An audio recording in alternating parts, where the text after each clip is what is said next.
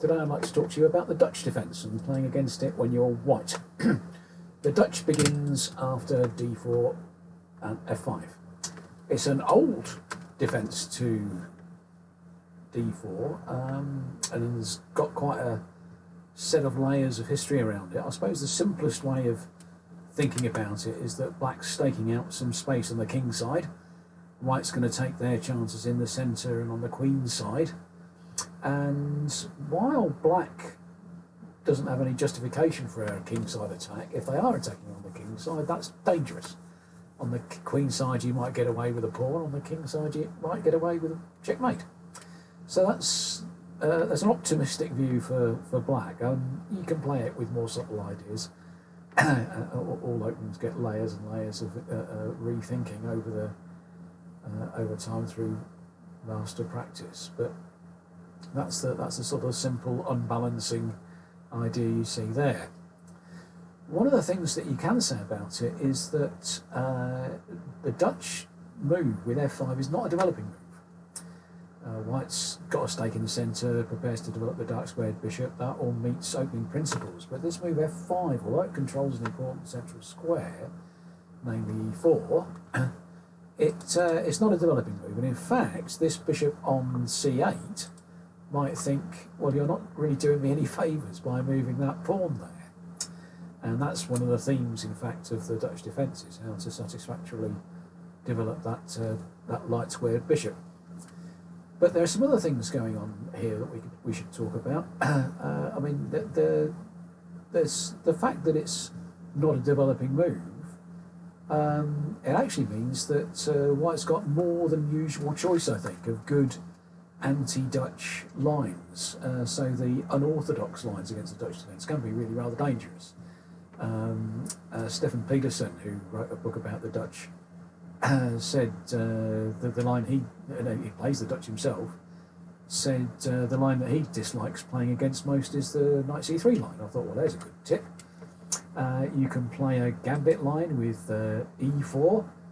You can play to attack the pawn on g4 with pawn on f5 with g4. Playing this pawn up next, which is a line a few people have tried, and there's another modern try which involves bishop to h5.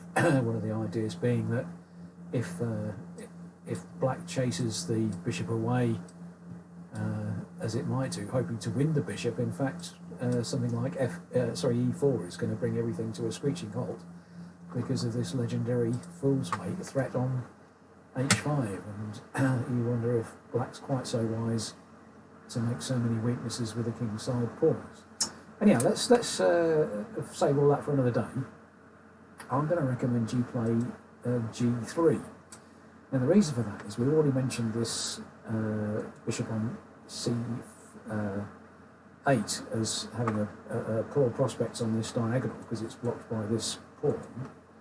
So, well, where else might it go? It might well want to move to b7. Well, White, thinking that might happen, is going to move their own bishop to g2, and now black's got some problems in developing the bishop satisfactorily.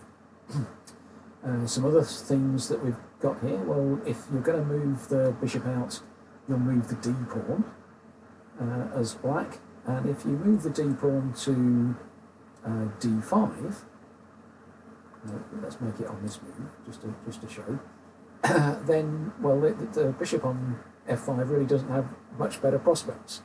The bishop on c8 rather doesn't have much better prospects. It's still blocked in by light squared pawns in the centre.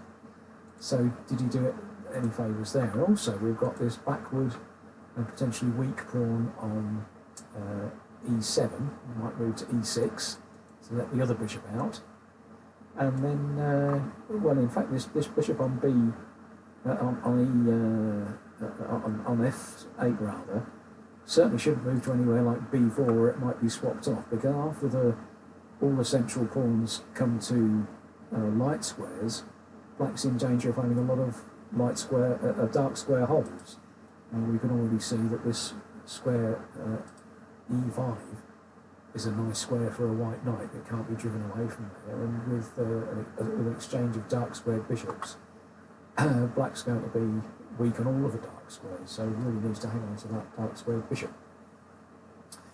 Alright, well obviously black doesn't have to put the pawn on d5, how about putting it on d6? Well, now we've still got this spectre of the backward e-pawn and this and a weak square on e6. So black has got some problems. They're not fatal problems, but they are persistent problems.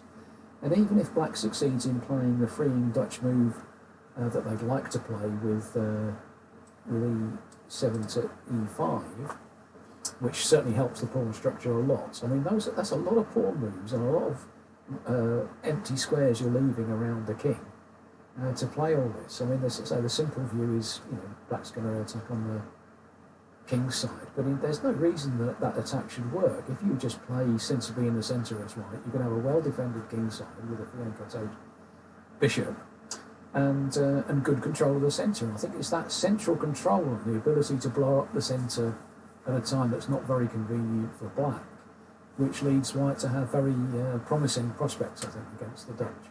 And a lot of the lines seem to work out well for them. Yeah, so that's sort of general considerations. We'll get into the nitty-gritty in it, but I think if you understand all of those sorts of ideas, I think you understand really quite a lot about the Dutch defence already.